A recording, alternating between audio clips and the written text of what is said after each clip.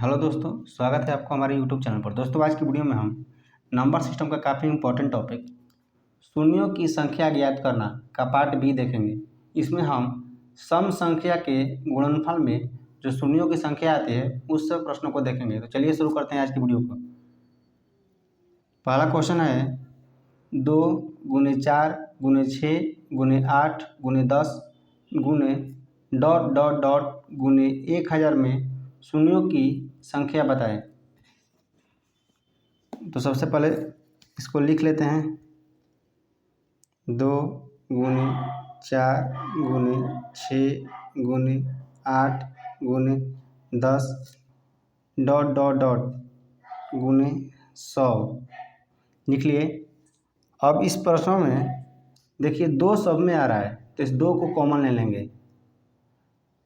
तब यहाँ पर कितना हो जाएगा? 1 गुने 2 गुने 3 गुने 4 गुने 5 डॉट डॉट डॉट गुने 50। यहाँ तक समझ गए? अब ये यहाँ से लेकर यहाँ तक 1 से लेकर 50 तक में लगातार गुणनफल हो गया। और इसके पार्ट 1 में हमने देखा है लगातार संख्याओं में शून्यों की संख्या ज्ञात करना। इसमें जो अंतिम पद है इसमें 5 से भाग दिया जाता है। तो अंतिम पद कितना है? 50 है। 50 में 5 से भाग देंगे, 10 हो जाएगा। भागफल 10 आया। अब 10 में फिर 5 से भाग देंगे,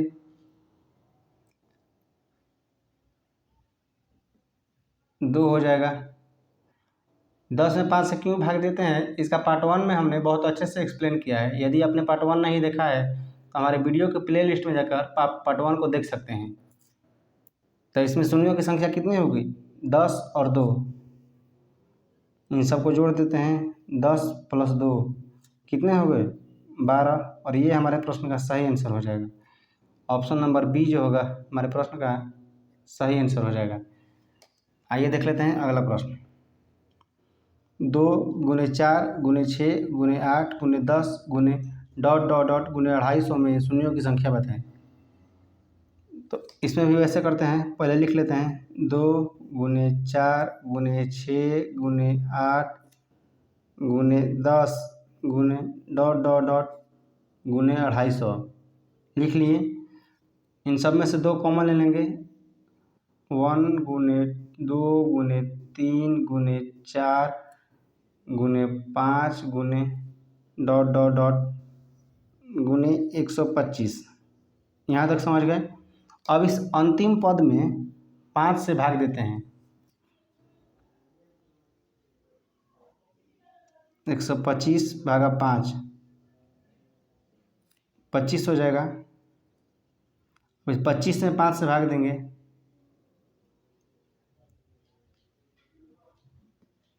5 हो जाएगा। अब इस 5 में 5 से भाग देंगे, 1 हो जाएगा। अब इन सबको जोड़ देते हैं।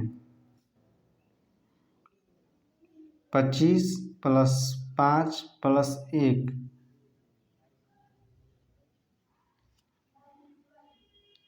टोटल कितना हो जाएगा?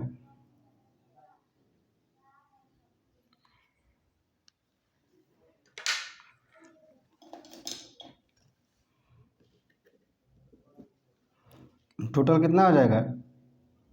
25 और 5 30 और 30 है 31 जो हो जाएगा हमारे प्रश्न का सही आंसर हो जाएगा। ऑप्शन नंबर बी जो होगा हमारा सही आंसर हो जाएगा। 5 से भाग क्यों देते हैं इसका हमने पार्ट 1 में बहुत अच्छे से एक्सप्लेन किया है। ये पार्ट बी है। पार्ट ए में हमने बहुत अच्छे से एक्सप्लेन किया है। यदि आपने वो वीडियो नहीं देखा तो हमारे वीडियो के प्ले लिस्ट में जाकर उस वीडियो को आप देख सकते हैं। आइए देखते हैं अगला प्रश्न। अगला प्रश्न है 2 गुने 4 गुने 6 गुने 8 गुने 10 गुने डॉट डॉट डॉट गुने 600 में शून्यों की संख्या बताएं। इसमें भी वही करते हैं, 2 कॉमन ले लेते हैं। फिर कितना हो जाएगा? 1 गुने 2 गुने 3 गुने 4 गुने 5 गुने डॉट डॉट डॉट गुने 300।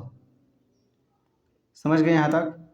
अब इस अंतिम पद में 5 से भाग तब तक देंगे जब तक भागफल 5 से कम न आ जाए। इसमें 5 से भाग देते हैं,